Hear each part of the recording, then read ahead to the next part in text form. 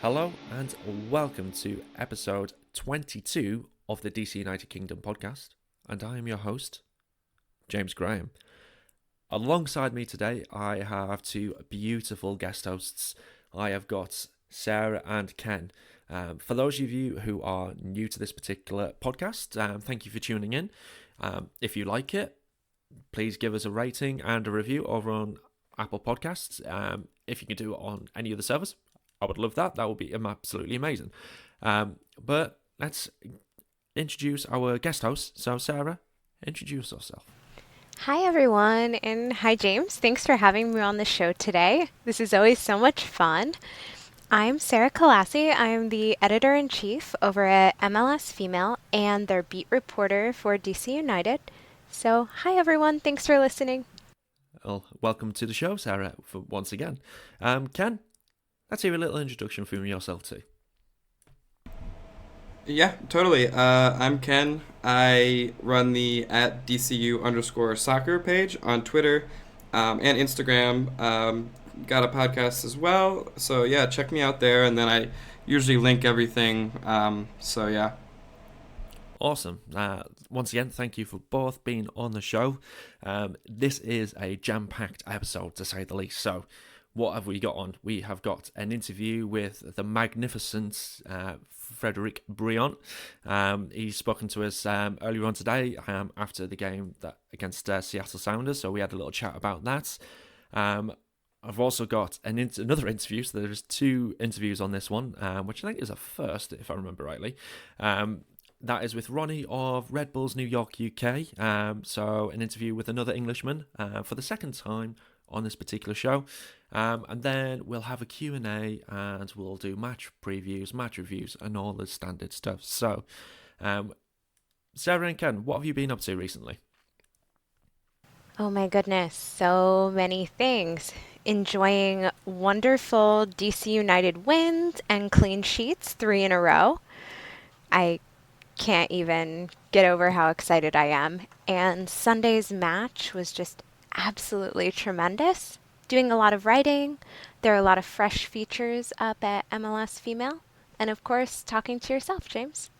Yes. Ken, what have you been up to recently?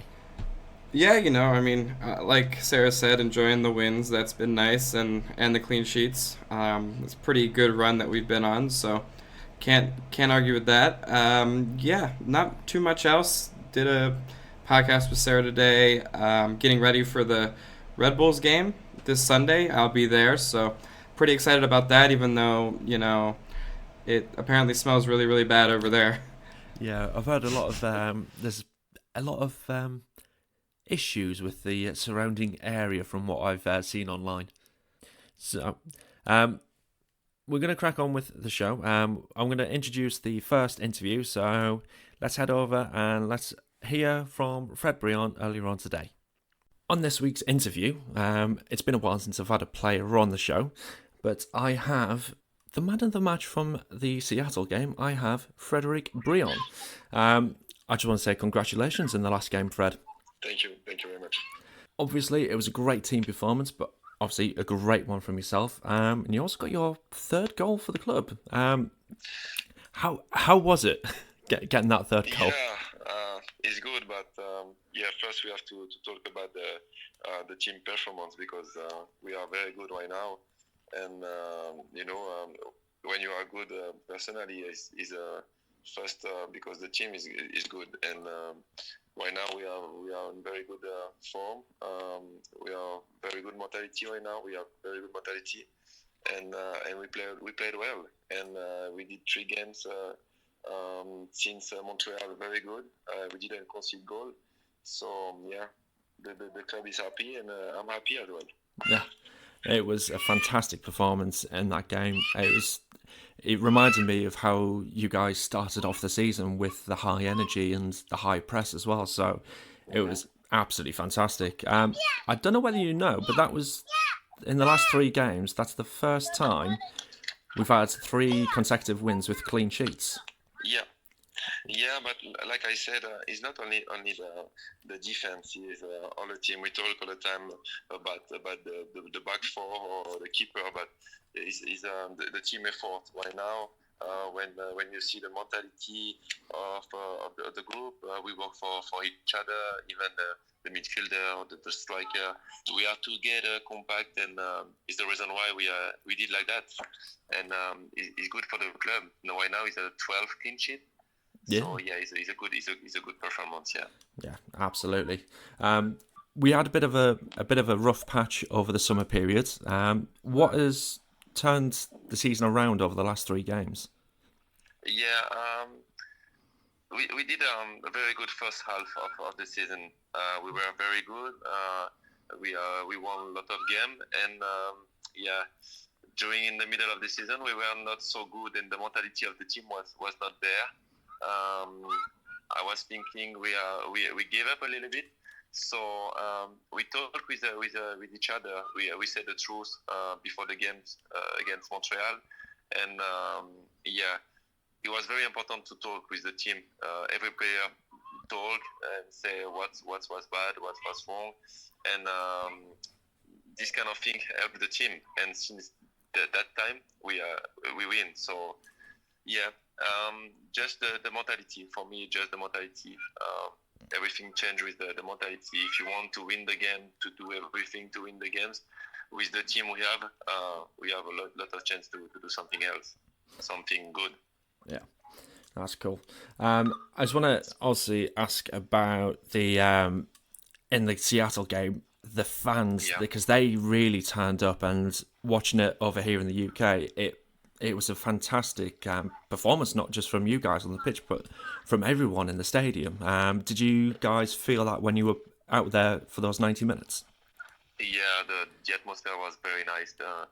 The support there, they are all the time with us, and yeah, it was for me was the best, maybe the best night for this year in DC. It was very good performance for us, and the public was there as well. So yeah, it was incredible. Yeah. Would you go as far to say as that atmosphere has been the best you've ever played in? Not maybe the best, because against Columbus was great last year for the playoff.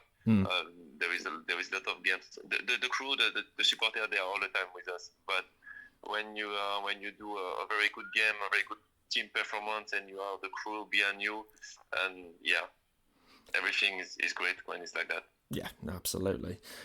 So we've got the game against Red Bulls coming up this weekend. The last time I had actually one of you guys on the show, it was actually Steve Birnbaum, and that was actually just before the Red Bulls game. So obviously you've played for Red Bulls' other rival team, NYCFC. Do you feel like you've got an extra incentive to win this game, playing for both rivals against them? Yeah, but it's all the time hard to play there, especially in Hoboken. They have a lot of support there as well, and Red Bull is a good team, especially at home. And for us, it's a very important game, like them, because if we want to finish higher as we can, we need to win this game. And right now, our mentality is like that. We said just before the game, we want to win every game. So the first 45 minutes has to be for us, and the last 45 minutes has to be for us. So this is the mentality we need to have for this game, because yeah, it's going to be a tough game. Yeah. And do you feel whether it's an added pressure? Obviously, it's coming up to the playoff run. Red Bulls one place below with only a couple of points in it. Do you feel that, again, an extra incentive to open up the gap so we get that home tie in the playoffs? No, because we had the pressure before Montreal, and I don't think we have a pressure right now, because like we said, we have the playoff spot sure right now. So we have to play this game like we played right now, with confidence and with the good mentality, the desire to win the game, and we don't need to put more pressure than we have to put. Yeah, I've got a couple of people who wanted me to ask you some questions. So one person wants to ask me, obviously you've played for 2 different MLS teams now. So you've played for NYCFC, now you're playing for DC United. Yeah. Have you noticed a difference in approach with DC compared to when you were at New York City FC in terms of training, tactics, and things like that? Yeah, it's completely different because first when I went to New York, I didn't speak English at all, so it was not the same feeling for me. Because right now I can help the team like I do right now. I can speak more with the team. So this is the first things. The other things was the coach with New York was a European coach, so the mentality was completely different with our coach. The approach of the game, the approach of the tactic was completely different. But it's good to take part of those different culture, different approach, and it was different. But I'm happy to be here and see something else, And with being, again, this is going back to your NYC days. One of my friends who's also co-hosting on this particular show, Ken, he wanted me to ask you, what was it like playing on a baseball pitch at NYCFC? It was strange, very strange, especially the first game, because it's a baseball field, but like you can see when you watch a game in New York City, there is a line from the baseball field. It was very strange the first game, but after that, you don't have a choice. So but first is very strange, and we did well when we played at home with New York, because it's a small field and it's difficult to play there. Yeah. For the team who play against New York. Yeah. You started your career over in Belgium, from what I remember, and obviously one of our little starlets, Chris Durkin, is now playing over there. What are the differences in style of play, and do you think Chris will do well whilst he's out there? I hope he deserves it. He's a good dude. Young, you want to learn all the time. I talk a lot with him, and when he said to me, I will go in Belgium. I was very very very happy. Sorry. I was very happy for him, because he's another approach, is another culture, and I think he will help him to grow. So I think it's a good experience for him. Yeah, and obviously for yourself, making the trip the other way around. Obviously, you've already mentioned that you didn't speak any English, but how was that transition? And did you have any other issues, obviously apart from the language barrier? Yeah, for me, my first year was difficult, because we travel a lot. The weather was very very hot. It's not like that in Europe, especially in the summer. For me, was completely different, and like I said, I didn't speak English at all when I came, so it was hard, but I didn't have a choice to learn quick. So in the end, it's a great experience, and I'm very very happy to be here in US. I think it's the best choice in my life, for my family, for me, and we are very happy to be here. Oh, that's really nice to hear that. Lastly, I've only got one last question for you, which is about the Red Bulls game this weekend. Are you able to give our listeners any insight on how we will approach that game, and how do you think we will actually finish in that game? Like I said, it will be a tough game. So right now we don't know yet how we're gonna play this game, but we will need to be compact, very compact, because it's a big field, and they try to stretch the field and make the space between our line bigger. So first we have to be compact and very strong. And if we are compact and very strong defensively, if the organization is good, we will have a chance to score. So I think this is the first plan: compact and together. Yeah. Actually, I've got one last proper question. How far do you think we will go in the playoff run? Seeing as we have got a guaranteed place, can we go all the way? Yeah, hopefully we're gonna do something else than the playoff. Like I said, when we secure the playoff spot, what that means, the playoff spot, of course, is a good achievement. But in the end, that means nothing. If you do the playoff and that's it, doesn't make sense. We have to. We must want something more. To be to take part of the club history. We want to do something else with the team we have the opportunity to do something more than the playoff spot. So we have to think like that, to be focused on every game and give everything for every game. And we're gonna have a big chance to do something. Fantastic. That's what I like to hear. That's what we need.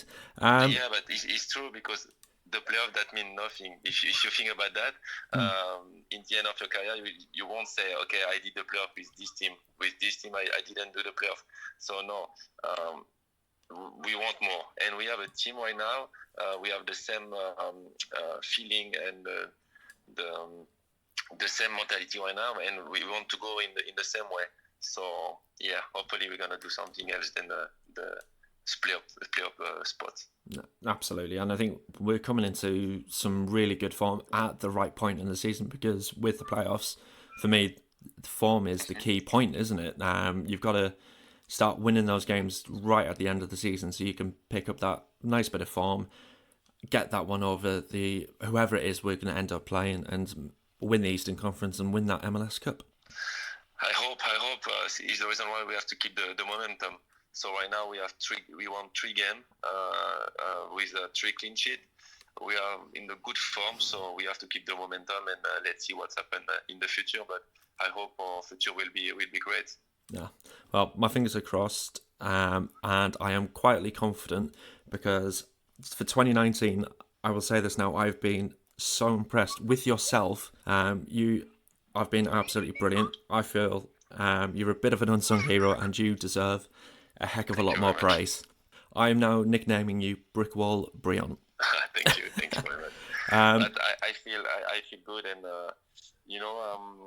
some people say, yeah, how old are you right now? I say, yeah, 34, but you are like a young man. But yeah, it's true, because it's my passion. I take every game, for me is a pleasure. I want to play every game like it's my last game. So I play like a young man, because I like that. It's my sport. So yeah. I hope I will keep going like that, and help the team to do well. Yeah, I've like I said, I've got the utmost confidence, not just yourself, but the entire team. So, thank you for taking the time out of your free day. It's been an absolute pleasure. Good luck for this weekend. My pleasure as well. Thank you very much. And like I said, good luck for the rest of the season. So once again, thank you, Fred. Thank you very much. I appreciate it. Have a lovely day. You too. Bye-bye. Bye-bye. Cool. So that was the Fred Brillant interview. Once again, thank you for Fred being on the show. It's always a pleasure to get a player on and actually speaking to us, because here I am in a spare room in the United Kingdom doing a podcast, and they really don't have to take their time out. But it was his free day, and he was with his kids in the park, and he's been on the phone to me. So thank you so much for that. So let's talk about the Seattle game, Sarah, Ken. Absolutely fantastic performance, but not just from the players on the pitch, but from the fans as well, wasn't it? The atmosphere was just incredible. Sarah, how was it being there? It was unbelievable being at Audi Field on Sunday night. I was having kind of a sense of deja vu, flashing back to the 2018 season, our playoff match in 2018. It was one of the first times in quite a long time that all of the supporters in the stadium were getting up on their feet, were cheering. I mean, when we saw Captain Wayne Rooney subbed off during the match, he received a standing ovation, and just the participation from the supporters was tremendous. I'm sure everyone has seen in some video on social media, DC United's doing a new kind of light show at the beginning and different parts of the match.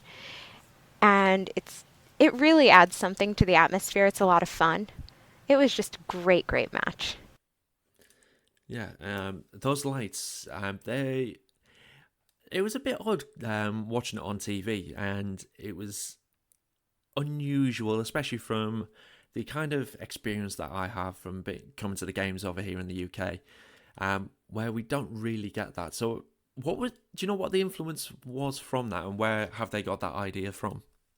I'm actually not sure where this idea has come from. I'd love to know.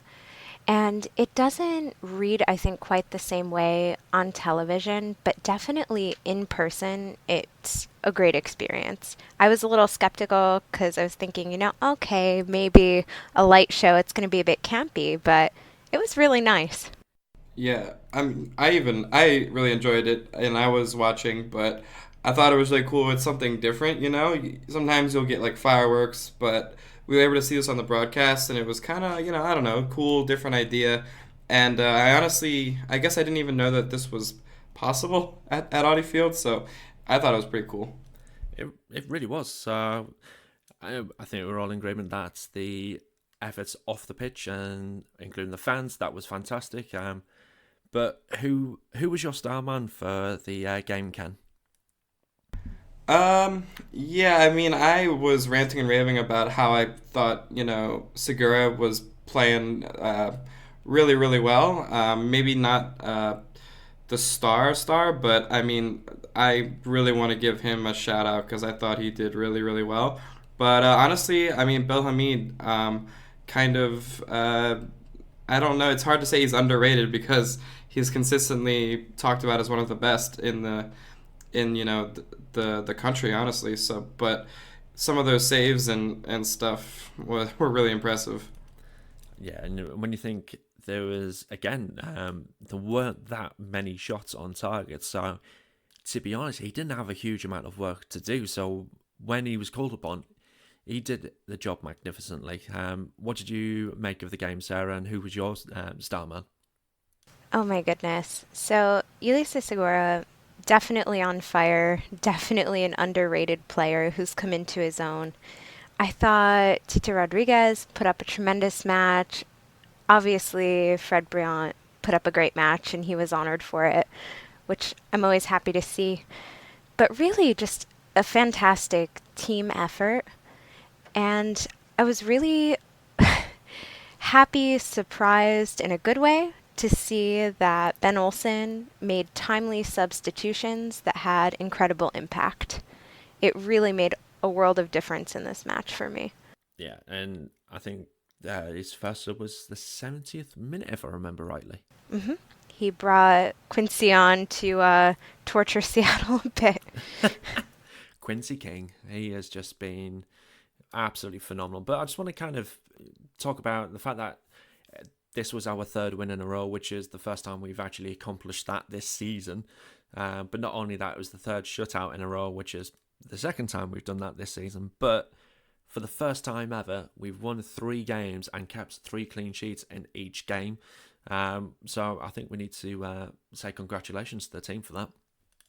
Brilliant effort, really brilliant effort from the team. One might say a brilliant effort. Oh, maybe. oh. All right. He went there.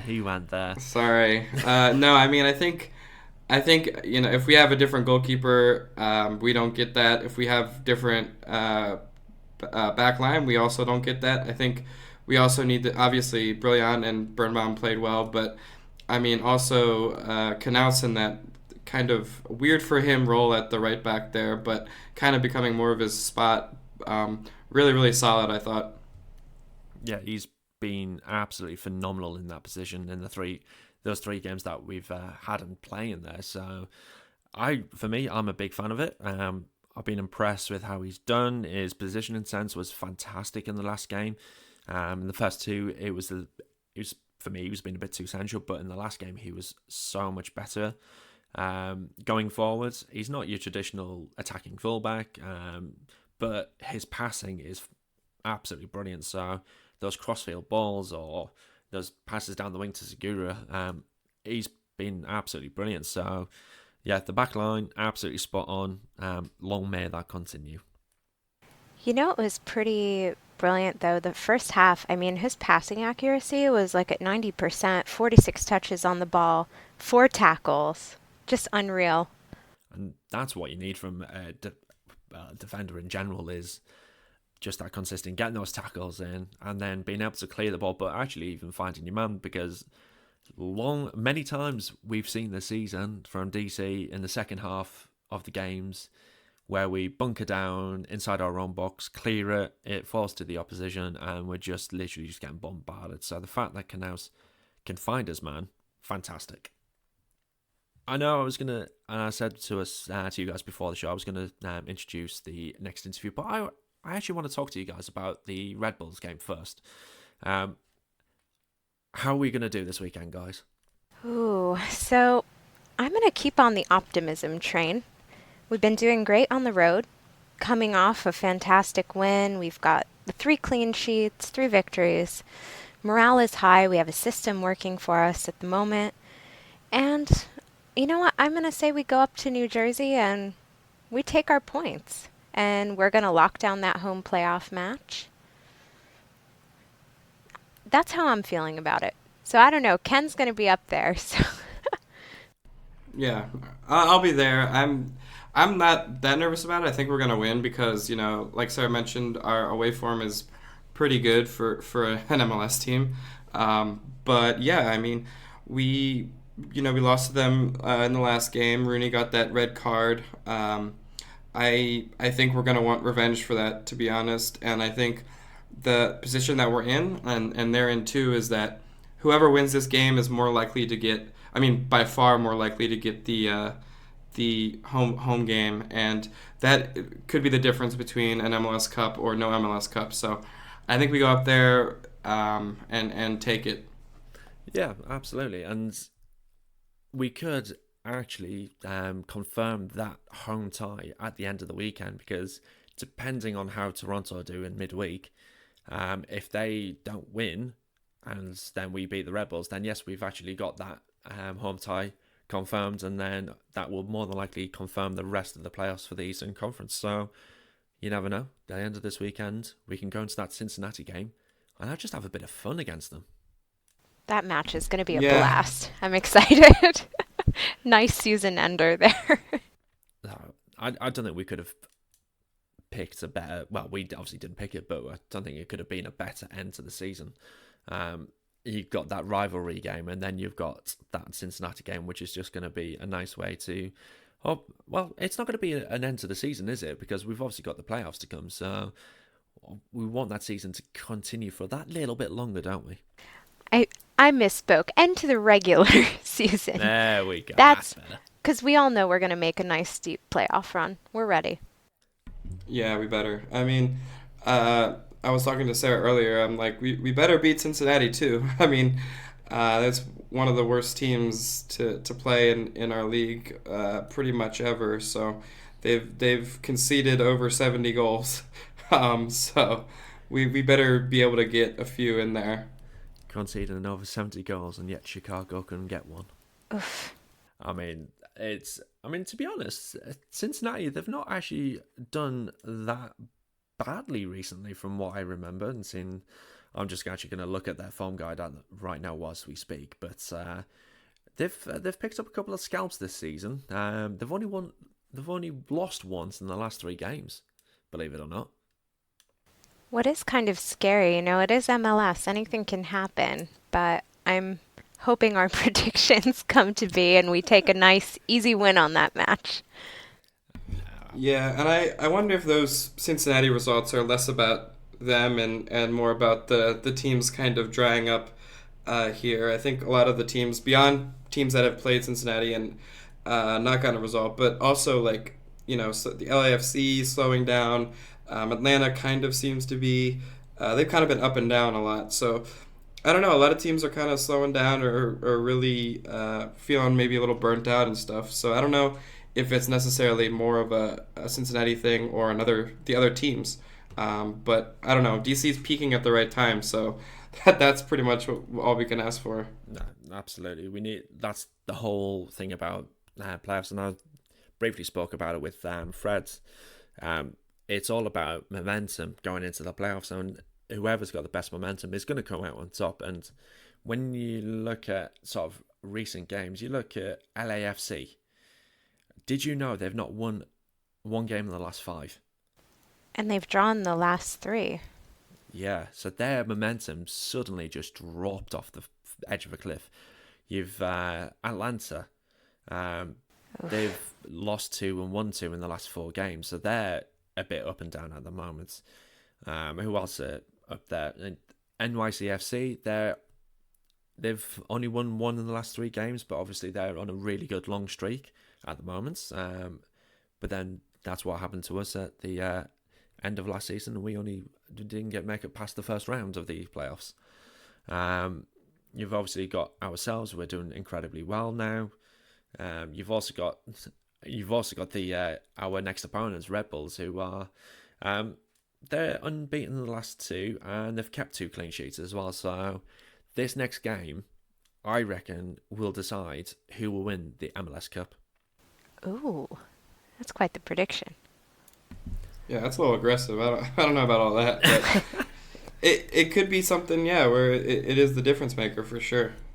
Yeah, there's both sides have been great defensively in the last few games. They're coming into a bit of form. We will hear what my actual prediction for this next game is in the interview coming up shortly.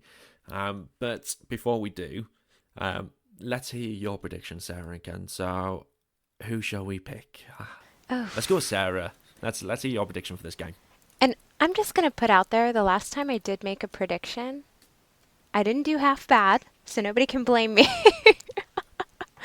You're on a roll now, aren't you? I don't know about that. I'm telling you, I'm pretty superstitious. But I do think we are going to go up to New Jersey, and we're going to take our points, and we're going to come back home and just have a great match against Cincinnati. So I say we win. I would say 2-1 or 2-0. You might even let them have a goal. I might let them have a goal just to make them feel a little bit better. Fair enough. You got to ease their pain of their smell at the moment. Ken, what do you think is going to happen? Yeah, I don't think they're getting a goal, to be honest. I think we're going to go up there. We're going to, really, really play really well. I think we got them 3-0. Oh, I like that confidence. That is ballsy. Let's put it that way. Well, you also have to remember that I'll be there. So does that change your mind? Are you at betting? all? Are you betting on the match, Ken? No. You're not going to buy. You're not going to bet 5K on it, then? Eh? No. Jeez, no. Maybe only no. 3K this time. Yeah. Well, listen, I'm gonna be there. I'm gonna be cheering, and if that doesn't change your mind, I don't know what will. I really do hope you enjoy that game, because there'll be nothing better than being that fan who supports DC, living in New York City, and just going, yeah, we're the best team here. Yeah, I'm excited to see what this smells about, to be honest. I might do like some kind of live Instagram something with a live smell when I get off the train. I don't know. I'm thinking about it. Scratch and sniff Instagram. Oh, that's grim. That is grim. So that is kind of the preview from you guys. I'm now going to head over to the interview that I did with Ronnie of RBNYUK. So let's tune in. Let's hear what we had to say previously. So, as I said, I have got the chap who is the UK New York Red Bulls lead account, I would say. From what I've seen online, he's part of the MLS UK community alongside myself and many, many other people. So I would like my guest to introduce yourself. Yes, I'm Ronnie. I'm from London and head up the RBNYUK page. Been going for a couple of years now. We've been slowly growing our strength in the UK, and I've recently made a trip over to New Jersey to see the Red Bulls in action. So getting to meet a load of people there and getting the message out across, and it's now great to be seeing the MLS UK growing and obviously connecting with DC for yourself, LA, everywhere.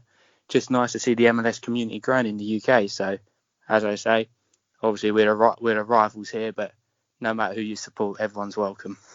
Absolutely, and that's it. I think that's the big thing about the MLS UK community is that yes, we do have rivalries, and rivalry weeks are fantastic, but we all get along, I think, don't we? Oh yeah, I was very surprised when obviously Elliot come along with the idea to begin with. I was a bit like, I wonder how it works, but it's I would say it's actually turned into a very good group of friends as well. That it's nice because not many people are watching the MLS, and you always got someone who's going to be awake at some time watching football. So it's always a good one to have a conversation, everything with as well. Not just football, like other bits as well, but it's Yeah. much better now we know. Oh, you can have a bit of a laugh and joke as well. It's quite enjoyable, I'd say. Yeah, absolutely. It's been fantastic so far for 2019, and I can only see 2020 getting bigger and better for us, I reckon. Oh, massively. I'm very excited by hopefully the more growth and everything. Who knows, with the MLS might slowly start to recognise us more and more. They've done it. They're growing with the European base. I can guarantee that. But hopefully someone in an office somewhere in America might slowly turn around and think, oh, might have to take more attention to this group of people who are staying up to silly o'clock to watch American games. Yeah, we were obviously just talking before we started recording about this kind of the West Coast games because they're ridiculous o'clock. And just for the guys who are listening, what was the latest kickoff you had?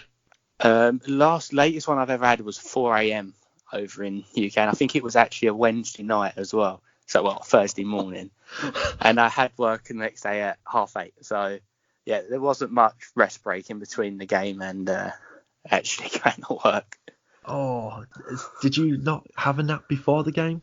I think I managed half hour, but then I was thinking if I fall asleep, I might miss the game. So I was a bit too minded. So I was just like, oh, well, I'll catch up on sleep another night. Oh man, was it worth it as well? Did you guys win? Actually, I think in the end it was a draw, but I was like, I wanted to experience one of the big West Coast game, being awake for it. But as I say, I'd love to stay up for every single one. But sometimes, especially if it's a West Coast trip like we had last week with Seattle and Portland, it can get a bit too much. But at the end of the day, no one's paying me for doing it, so it's out of pleasure. So I'll do it anytime, really. Yeah, absolutely. I think that's what has been fantastic is the fact that there has been so many of us who do this out of pleasure. It's not extra work that we take on. It is just an absolute fantastic hobby that we have, and it's just been superb. So I've obviously brought you on to speak about the game this weekend, but I've got a few questions for you before that. Yep. So I mean, obviously you're a Brit supporting an MLS team, but what made you support Red Bulls? So funny enough, it was literally a case of I turned on Sky. Is it on the ESPN when I first? And the game I watched was, funny enough, it was DC United versus Red Bulls. What? And it was literally a case of I thought, oh, right, I've watched these two teams, so I'm going to pick one. And because my English team is Arsenal, and that day they was playing in red and white Red Bulls, I thought I'll just go for Red Bulls. So if we could have been talking about a very, very different story if they weren't playing in red and white that day. Yeah, that's quite interesting. Can you remember what the result was for that game? I think it was a 2-2 draw in DC. I think it must have been, I can't remember how many years ago, but it was a 2-2 draw.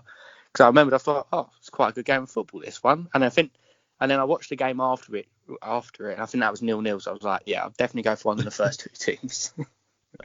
It's amazing what we do and how we actually get around to supporting these teams, because I know speaking to the likes of Elliot and Taylor, and it's things like that's just where they ended up in America. And I think is it Henry who just passed through Atlanta airport, and that's how he's decided to associate himself with Atlanta United. It is crazy. So you set up, when did you actually start doing the UK New York Red Bull stuff then? So I was always following along before on my other main account, but then I actually set up, I think it must have been about 3 or 4 seasons ago now. So it's been a slow picking up, and then I've really noticed over the past, like this season especially, the growth and the actual, you don't realise until you start talking to a load of people in America that they actually are really supportive of trying to grow the fan base. And I think now I've spoke to quite a few. I've got some good friends who I speak to all the time now. So it's amazing how you can fit this community, which would never exist if you wouldn't have just gone that extra mile and gone out of our way, created our groups, just to join people together. But don't matter if you're from the south or north, at the end of the day, of Britain, could be in Scotland, Northern Ireland, Wales, wherever.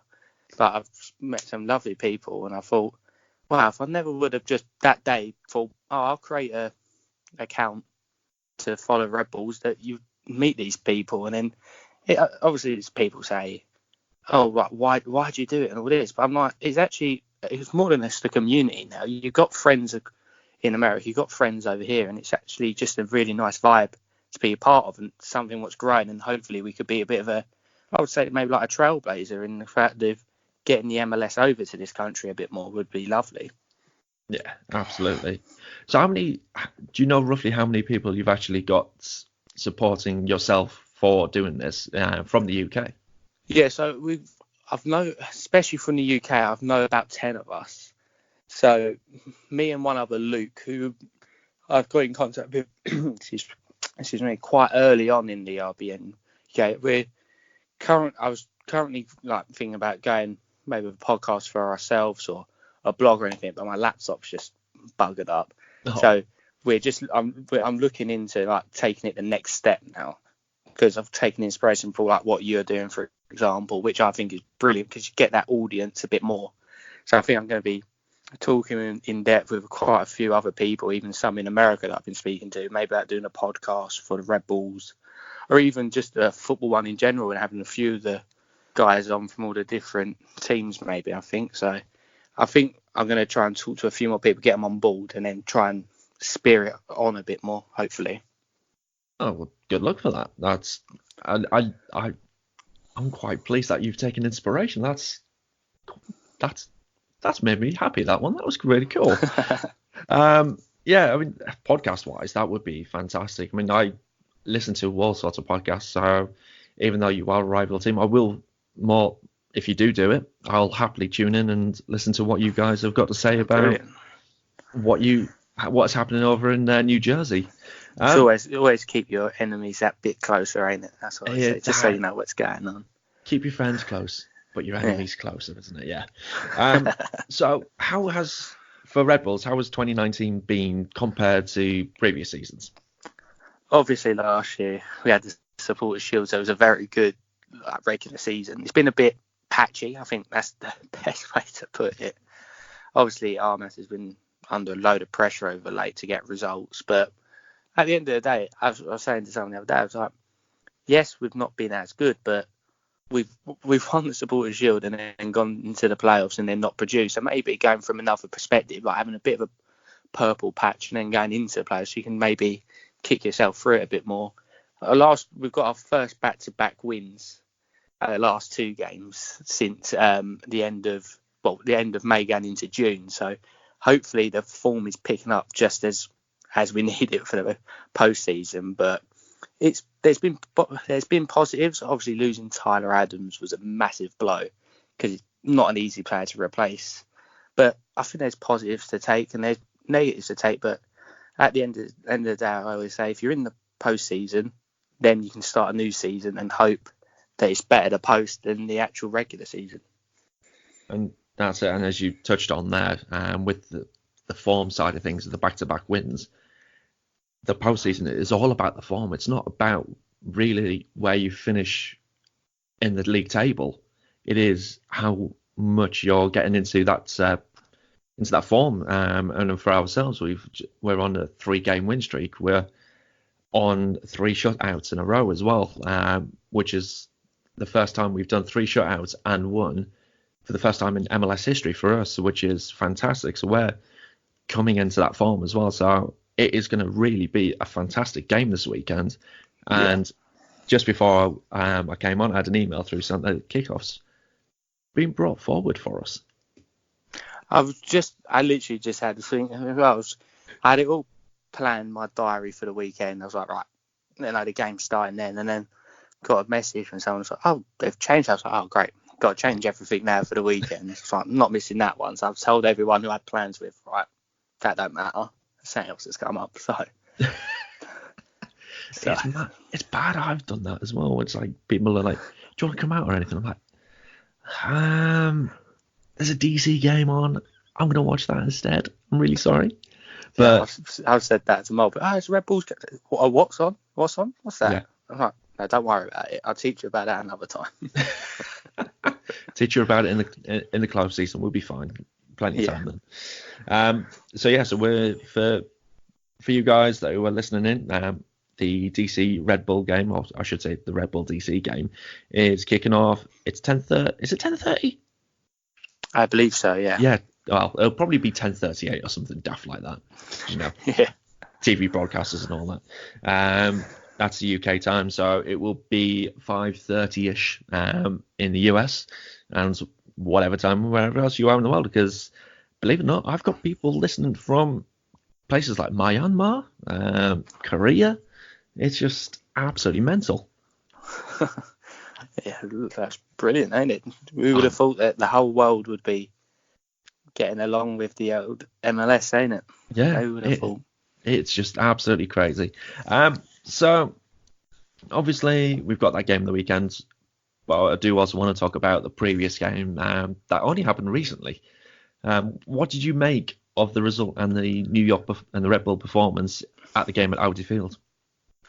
It's one of those that obviously we could play better. I think this season, especially like I was comparing it to the New York games, the Hudson River Derby games as well, is that we're very hit and miss at the moment. And we can have a 10-15 minute spell where everyone's a fighter or playing really well.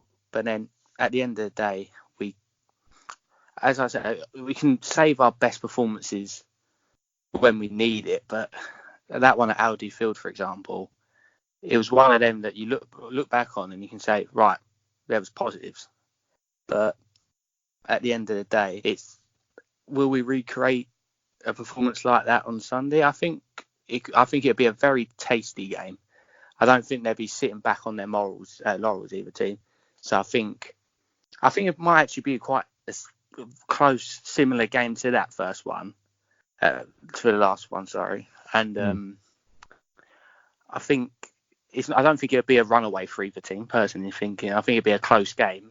Both teams are looking at the playoff picture, thinking we need to get that higher seed. So I think it will be a tight game, obviously, with both teams respectively on playing well and both coming off a row of shutout. So the defence of both teams will be looking at it, thinking what they could have done better from that their last game. So it should be an interesting watch, I think. Yeah, I totally agree. It's going to be a very good game, and I know from the last game against Seattle where I really don't know where this performance came from, but it reminded me of how we started the season off with a high press and just being in the faces of the opposition and just doing whatever we can to get the ball back. It was a fantastic performance. So hopefully we can bring that to the Red Bull Arena, and because for us from a DC point of view, the biggest failing we've had is being on the road. We've nicked wins here and there. We've got some good ties as well, but the performance has been very defensive and will allow you to have 20, 30 shots on goal, but you still won't score against us kind of feeling. I don't want that because it makes it for a boring game. Yeah, well, definitely for us, normally the fortress what is Red Bull Arena, but this year's been one of the worst seasons we've had at the stadium. And a lot of people have got inspiration from the results this year and thought, oh, if we get at the Red Bulls, we can nick something. Like yesterday, for example, against the Union, they had chances. All right, we won in the end 2-0, but they had chances. And I think, obviously, both teams will probably set up defensively thinking, as long as we don't lose this game, but obviously at the end of the day, we're going to have to attack you. We need the 3 points. So do you, in all respect. But like the draw for you is like, if it was like a 0-0 tie for you, you take a load of inspiration from that, especially coming to Red Bull Arena just before the playoffs. But the boost what it'll give the team, whoever wins on Sunday, could be vital, I think, going into that postseason. Yeah, absolutely. I think it will. I reckon whoever wins might even go on to win the Eastern Conference as well. because the form that both teams will take from that will send the confidence sky high, and they'll have that feeling that no one can stop them. Especially when you've got Joseph Martinez now out for the rest of the season. Yeah, that was when I respect him because of how good he is of a player. But for us as a opposition fan, it was big news because he's a very, very good player. And on loads of occasions when he's come up against us, he's shown us what kind of striker he is. So obviously you hate it for the league to see such a good player miss him, but at the end of the day, if you come up against Atlanta without Martins, you've got a much better chance than if he was playing there. Yeah, so. Absolutely. I want to talk about one particular decision from the previous game, and that was that penalty that you guys got. I thought that might make an appearance on this one. I mean, I can see from both points, because at one angle it looks like Rodriguez has tapped your player in the ankle, but then it takes quite a few steps for your player to go down, and it looks like actually did he touch him or did he not? I was surprised that the decision didn't go for review, because I'm a fan of that. Every penalty and every sending off should be reviewed no matter what. Yeah. What did you make of that decision? Do you agree with what I've just said there, or are you of the opinion that it was clear-cut penalty?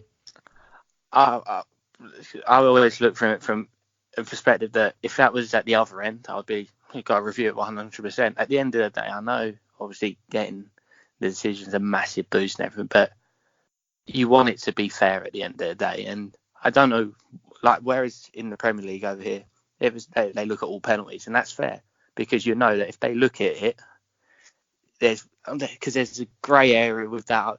Even when it first happened, I was a bit like, I thought in the heart of it, and like the pace of the game, I was like, oh, penalty. And then you look back at it, and I'm like that's why I thought I was waiting for him to say, oh, it's going to a video review.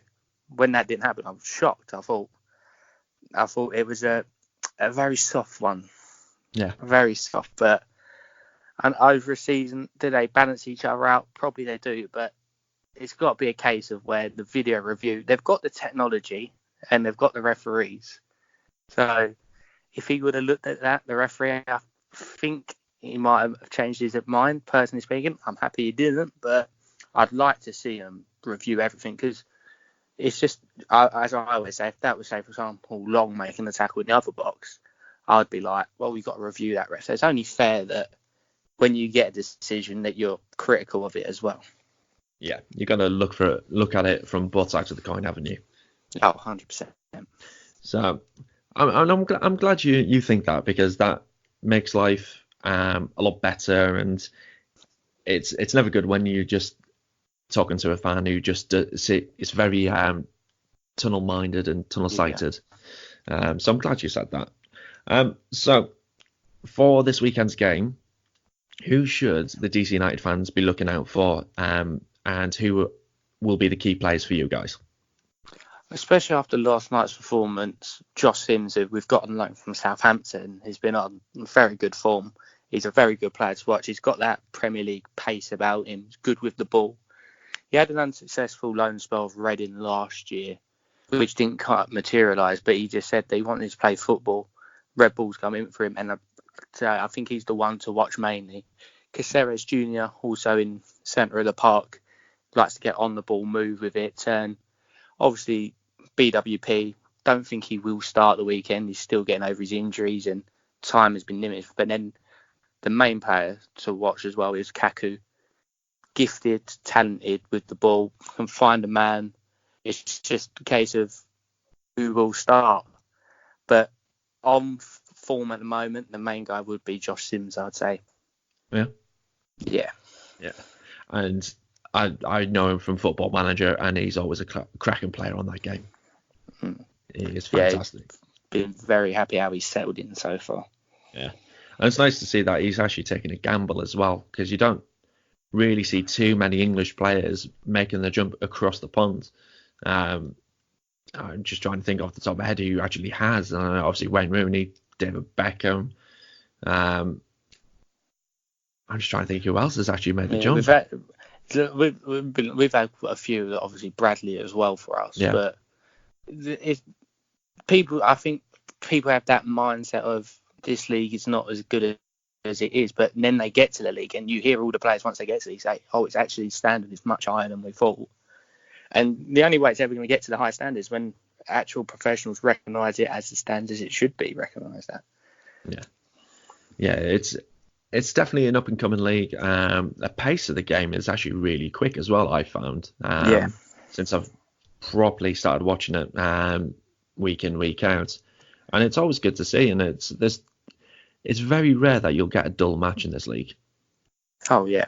You can definitely get quite a high-scoring game. You can guarantee a 4 or 5 goal game every weekend, which is nice for the neutral when you're not involved in it, but no, there's definitely a lot of enjoy. Like, for example, when I watch the highlights for the MLS of the week, and I'm like, oh, there was 2 or 3 really good games this weekend, especially normally when LAFC or LA Galaxy are involved with 3 scoring games, that they're normally really good ones to watch as well. And it's a shame that obviously Sky Sports have got MLS right, but only show the 1 game or maybe the 2, whereas now Premier Sports and Free Sports in the UK are showing it. It gives us a lot more to be able to watch and enjoy of the league. Yeah, absolutely. Having those 2 channels has been phenomenal. Being able to catch up with pretty much every single game. I think I've only had to watch 2, maybe 3 DC games through streaming methods, through things like Bet365 or Sky Bet. That's exactly the route I do when we're not live on TV, but it's so much nice having a reliable source now for the TV over here. Yeah, it is fantastic, and I tell you what, it's a lot better than being out in the States. I don't know whether you're aware, for DC, we've got a TV deal with a company called Flow Sports. Oh, right. And that's not gone down well, to put it lightly. It's a streaming service, and for the game last night, at the start of the first 10-15 minutes, nobody could watch the game. Oh, well, yeah, I can see the problems. Yeah. And that's not the first time that's happened this season, but we've only got 2 more seasons after this with that company, so hopefully it won't be much longer after that. And apparently MLS are going to take it in-house anyway, so we shall see what happens with that. Shall be interesting. Yeah, I mean, I can see that being a fantastic thing, having it in-house, and then being able to broadcast it in the right places at the right time. And I'm for that. This is going to be a daft question. But if you had to put your money on the result on Sunday, what's your result going to be? 1-1. I think 1-0? I'm going to go for 1-0. Oh, I was not expecting that. I don't want to put too much. I think both teams coming off winning streaks, it'd be I think it could be quite a cagey first half, and then second half probably open up a bit more. But I just see that both teams be pushing very hard, but it might just come short, especially when the minds start. I know, obviously, being right near the postseason, mine start slowly going thinking, I don't want to put that foot in just in case I get ruled out for the playoffs. So it's always a bit of a 2-sided coin, them games. Like, I've got to win it, but then they're like, do I want to risk that extra thing to get injured? So it might be, now I've said 1-0, it'd probably be about 4-4 or something, but I'm going to go for a cagey affair. Yeah, I mean, I totally agree with what you've said there. I do think we might get a few more goals. I mean, I wouldn't be too upset with a tie, especially from our point of view, because obviously we're currently above you guys in the league table. Yeah. So a tie would be good. So as long as we can avoid defeat, I'm happy with that. But I think it might be 2-2 I reckon there would be more goals than that. I mean, granted, I know our defence has been absolutely solid this season, but yeah, I'd be happy with 2-2. Yep, because that'll be an entertaining game. Yeah, it should be a bit of a feisty one as well. Other than there'll be a few boots going in there and here and there, so yeah. Should be a good one for everyone to watch. Oh, absolutely. It'd be interesting for Felipe Martins, former Red Bull player. Yeah. 'Cause he's been good for us. I don't know why you guys let him go. Yeah, obviously we let him go up to Vancouver and then obviously come down to you. But he was always one of them. I don't think he's at points I had rumours here and there that he weren't given an agreement, like getting on well with coach and stuff and all that. I can't fault him because his determination on the pitch is second to none. He will run his socks off, and he's not shy of a tackle or a shot. So he's a great player to have in your team. It's one of them that you don't want to be against, but you want him with you. No, absolutely.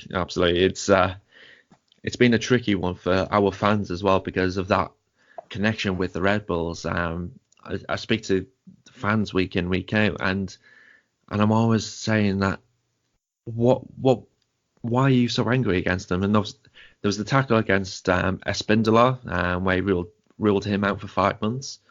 And come out and said that he meant to do that as well, which didn't go down well. Yeah. But it's kind of like that's in the past. Give him a second chance, and and I would say, what would your opinion be of him if he was to score the winner to win the MLS Cup? And it's just like they don't know what to say because it's kind of like, well, you kind of need to forgive him. So, but we shall see what happens this weekend. Should be a good one. It should be a good one. Well, thank you for coming on. My pleasure. It's been absolutely awesome, and it's nice to actually have another English voice on this podcast. Because I think you're the first Englishman that I've had on here this season. Oh, I should get a little award made up for that one. Hopefully it won't be the last appearance. I'll be very interested in joining whenever we come up against you, or even any other times during the season. No, absolutely. It'll be a pleasure to have you on.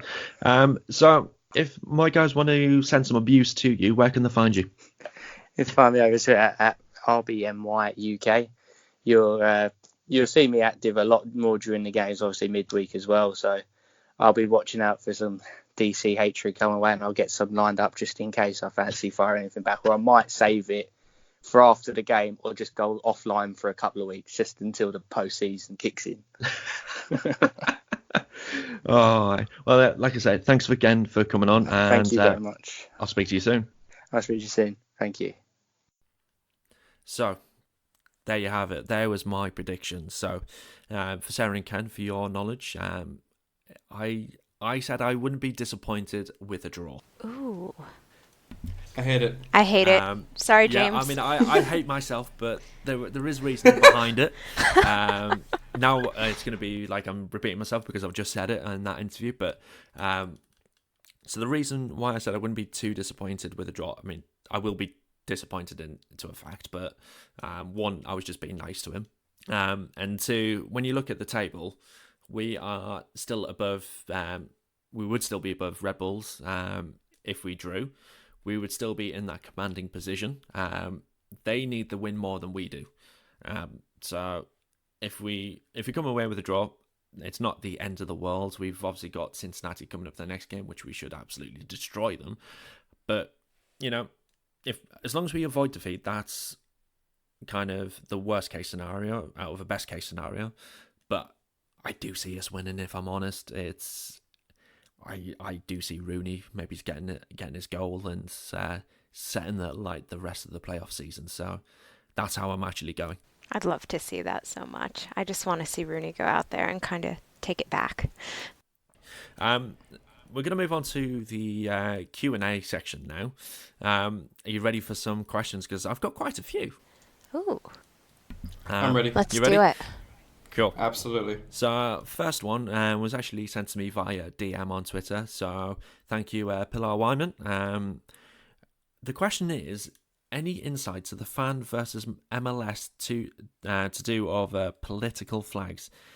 Did you see the United Front and other DC Antifa flags? Unfortunately, at odds with some of the fan behaviour we heard about after the game, which is sad to say. Super game otherwise. So let's break it down.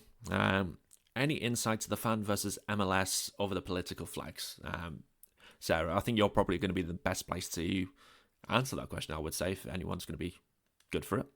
I'll take a stab at it. So Recently, MLS and the ISC did have a meeting over the flags and the fan code of conduct. And we're still kind of waiting for more information to come out about how there might be some perspective changes. Now, I can speak to the situation at the match on Sunday.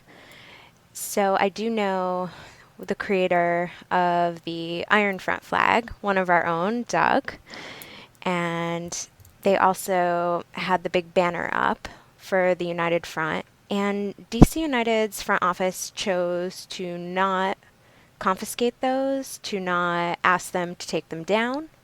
They were on display in the supporters section, no issues whatsoever.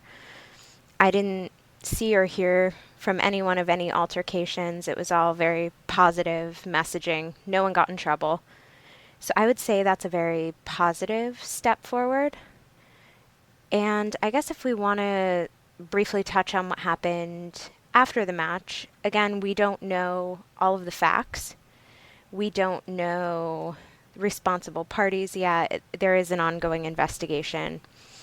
But what I will say is that incident did happen about an hour after the match ended, and it also happened outside the stadium after things had kind of shut down.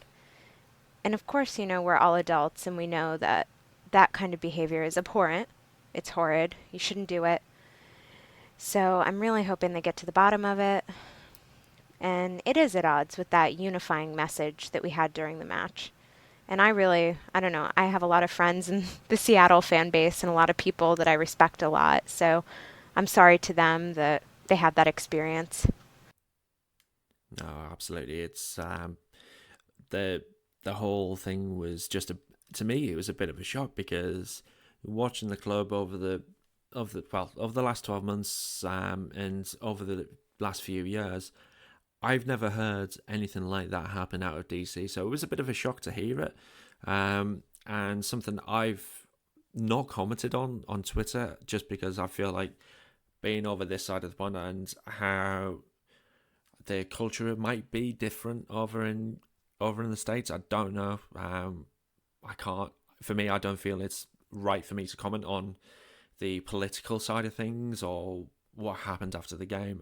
For me, it's not right. So, Ken, from a fan base point of view, what do you make of the whole political flag thing?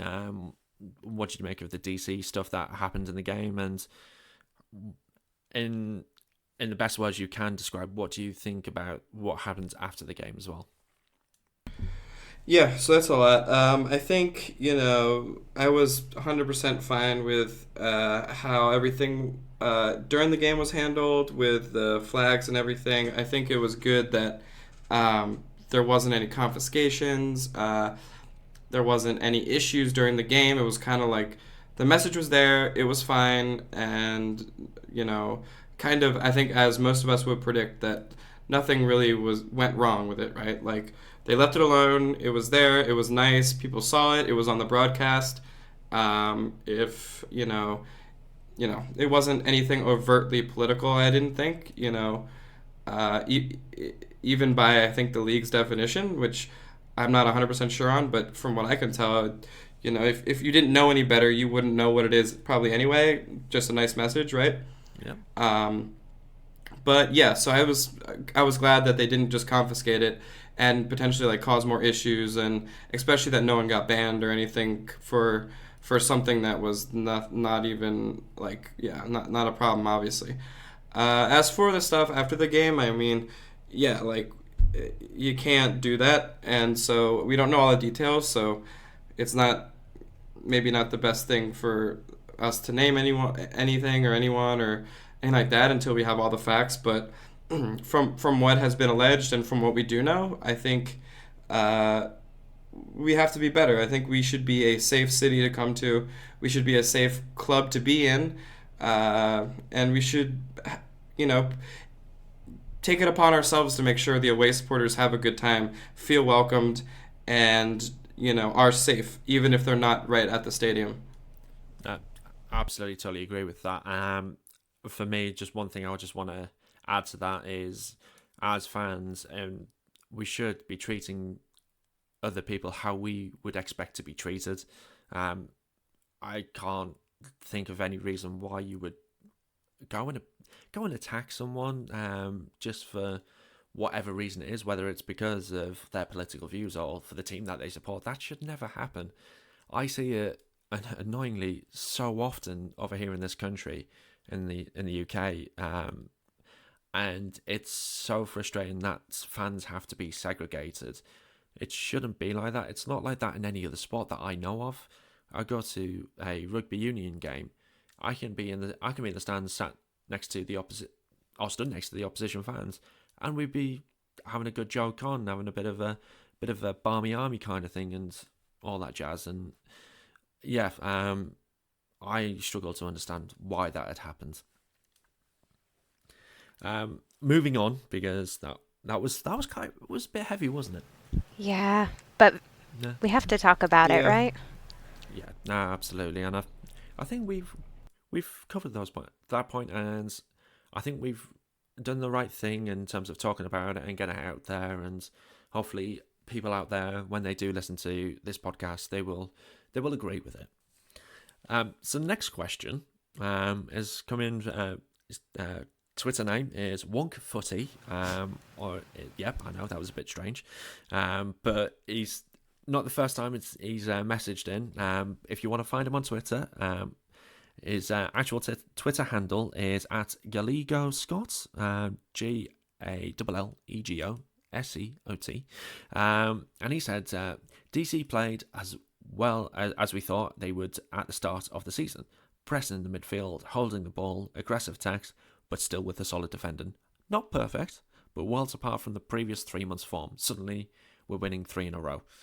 There's no question. That was just a thought that he wanted to express. I love that. Do you agree that is how we would expect to be playing, considering how we started the season? Yeah, I mean, I think this is more how we expect to play. I think everyone worked extremely hard, which is something I think some of the times we don't always see. I think everyone really is giving it their all. They're in the right mindset, I think.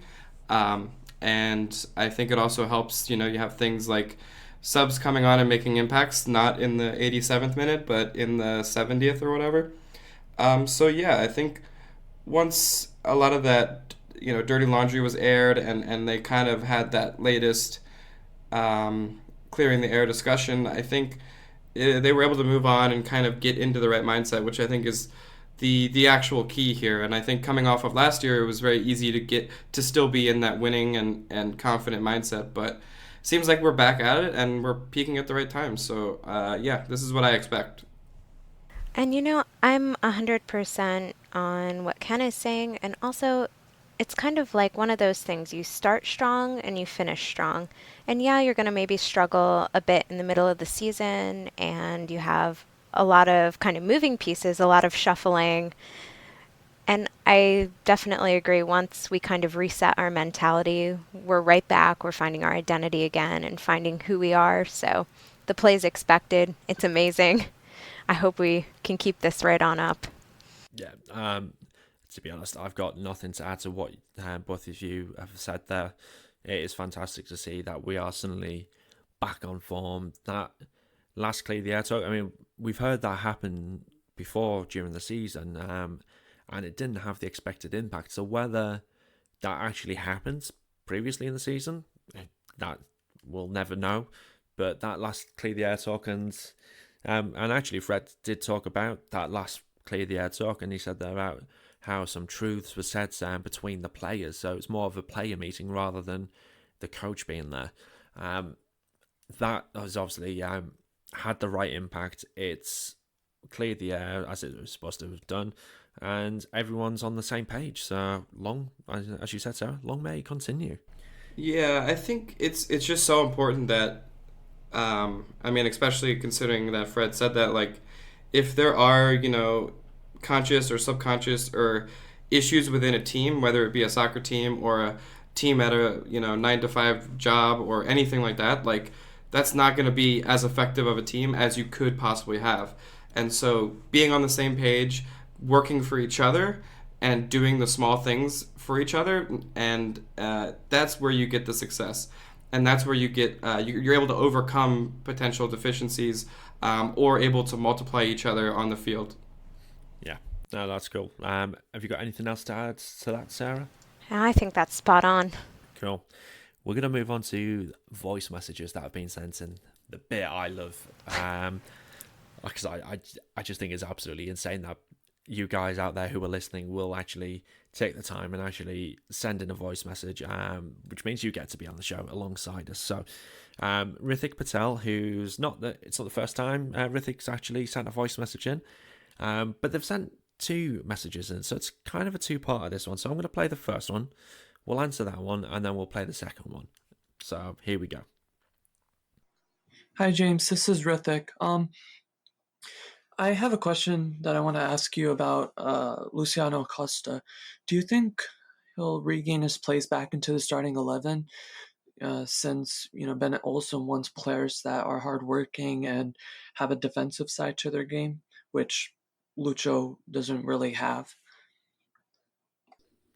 So, Lucho Acosta, will he be back in the starting 11? Sarah, yes or no? Questionable. I think there is a good opportunity during the playoff run that yes, he will be back in that starting 11, but it depends how he fits into the system against whichever team we're playing. Ken, Lucho back? Yes or no? If we make it past one or 2 rounds of the playoffs, from now until then, I think he will start at least one game. I don't know. Does that answer the question? Well, that does mean he's going to be back in the starting 11. So yeah, that does answer the question. Yeah. I'm going to say no. I don't think he will start another game for us, because if you look at what Ben has actually been doing over the last month or so, is he's preparing for 2020. Lucho's contract doesn't go beyond 2019, so I don't expect Lucho to be back in that starting 11. I think if anyone's going to be playing, if we continue the 4-2-3-1, that is, that's behind the striker role, it will either be Areola in there, Rooney in there if Kamara's fit, or Rodriguez there. I just don't see Acosta now being a starter. I have been pleased when he's come off the bench, and if I'm honest, I think he's actually better being an impact player than being a starter, because he's got pace, he can keep the ball, he's got great first touch, and when you've got tired legs at the back, that's the last thing that you want to be up against, is someone who can keep the ball, but he can also sprint past you. So I see him being a bit more of an impact player. Yeah, I mean, I think he's done well off the bench. I think he's set up for success doing that, and so I'm not necessarily too bought in on anything related to him, just from those things, because usually, like he's set up super for success, and kind of the times when he has not performed is when he needs to make something happen, or we're in a bad spot, and not, oh hey, we're winning, can you come in? So I don't know, we'll see. Yeah. Anything else you want to add to that, Sarah? No, I just think that ultimately we have to do what's best for the team and what's going to be best for us in each individual game and each individual situation. So, and I'm hoping, he'll have a chance to showcase that he's there to really work and excel. I'd like to see it for him, especially since next season's a big question mark. Thanks to Rithik for that particular question. But you know what? Straight after the recording of that one, Rithik sent in another one. So let's hear to the second part of this. Hi James, this is Rithik again. I can't remember DC United looking so good going forward in Sunday's game since probably the Cincinnati game, or maybe the first half of Montreal. We could have scored probably 4 or 5 goals in that game. We obviously hit the woodwork 3 times, but the thing that impressed me most about the team was, rather than parking the bus in the second half and praying that Seattle wouldn't find their way back into the game. We got men forward whenever we regained possession, and we created chances off of counterattacking situations. And defensively, the team was solid again. Seattle attacked through the wings, and our fullbacks defended brilliantly. And Brillant, again, was an absolute rock at the back. So I'm really pleased with Sunday's performance. I think we can all agree with that, with what Rithik said there. Fantastic performance. Yes, we were great going forwards. And yeah, we haven't been that lethal, really, in these last 3 games. Since the game against Cincinnati, where we got 4 wins. So, do you agree with Rithik there with the views? Rithik, I think you nailed it. Absolutely. There was about maybe a good 10 minutes at the beginning of the second half. I worried that that was what we were going to do, and we were going to park the bus because that Seattle defense was coming up pretty strong, but we didn't, so spot on. Yeah, makes a lot of sense to me. I mean, I don't know if those 2 games are the last time I think we've seen it, but those are definitely good examples. Yeah. Cool. Now we're coming up to the last voice message. And I know, Sarah, you've been looking forward to this one because you know who sent this one in. Oh, I do. Yeah, I'm ready. Antonio, thank you for sending this in. I'm sure this is going to bring up some strong views. I have a question. I'm not a DC fan or Sandra fan or a Red Bull fan, but your guest Sarah Kalassi, she is wonderful now. She said that John Quincy is going to be a free agent following season. I would like to propose, Quincy, please come to us. We will give you Hamilton tickets if you come to New York City. Love you. And Sarah, love you too, but this is business. Bye. Absolutely fantastic. But no, Quincy's ours. Keep your hands off him. He ain't going nowhere. Oh, I have words. Antonio, I love you, but you are a backstabbing friend trying to steal our player. That is not okay, man. Not okay at all. And I would like to propose to our little DCU fam that we start a nice hashtag, Quincy2020, or something to that effect. I don't know. We can come up with something great, but Quincy going to NYCFC and playing up at Yankee Stadium all the time on that terrible, terrible pitch. No, we can't do that to him. We need to keep him. He's in our head. Yeah, exactly. And he's already played for a team that plays in blue already. So he doesn't need to play for another side that plays in blue, does he? Absolutely not. So DC United, get it together. Quincy needs his contract. Let's pay the man. Let's keep him here. Ken, thoughts? I think, honestly, the most rational thing I heard was about the blue uniforms, and I think that, definitely doesn't need another blue uniform. The pitch sucks. No, come on now. I'm sorry, this is professional soccer. This is not, U14, okay? So we're not going to be playing on baseball fields. Quincy's not going to be doing that, all right? Did you call me irrational, Ken? Did you call me irrational? No, I said the most rational thing that I've heard All right. is the argument for that James made about the blue uniforms. That's all I said. All right.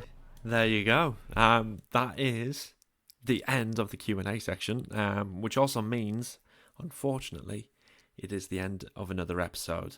I just want to say thank you to my guest hosts today, Sarah and Ken. Thank you for both being on. It's been an absolute pleasure.